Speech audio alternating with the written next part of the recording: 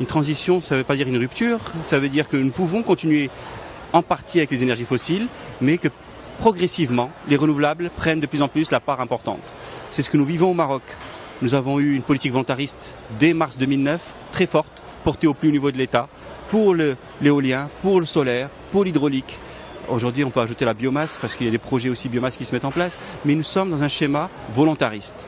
Nous avons eu des institutions dédiées, des réglementations qui ont été mises en place. Nous avons montré que lorsque vous avez une bonne stratégie, on ne parle pas de projet mais de stratégie, vous pouvez avoir des résultats exceptionnels. C'est ce qu'a obtenu le Royaume du Maroc avec des prix de l'énergie renouvelable exceptionnellement bas, avec une intégration industrielle créatrice d'emplois dans notre pays et le récent projet éolien montre qu'on peut atteindre, je crois, 70% d'intégration industrielle. C'est exceptionnel.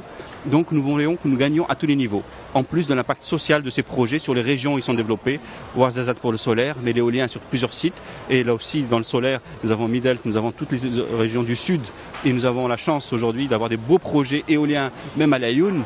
Aujourd'hui, on montre que nous avons des projets qui produisent de l'énergie sur une région, pour la région, en créant des emplois dans la région. C'est ça qui est le message le fort. Une transition énergétique doit être aussi cohérente. Nous avons une politique des énergies renouvelables. Il faut qu'en parallèle, la politique d'efficacité énergétique soit mise en place. Et c'est pour ça que la priorité a été donnée aux renouvelables et à l'efficacité énergétique dès mars 2009. Et ça veut dire l'arrêt notamment des subventions aux énergies fossiles. Voilà. Alors, il y a la cohérence dans la politique pour ne pas, d'un côté, accompagner et subventionner de l'énergie fossile. Et c'est ce qui a été fait aussi courageusement dans notre pays.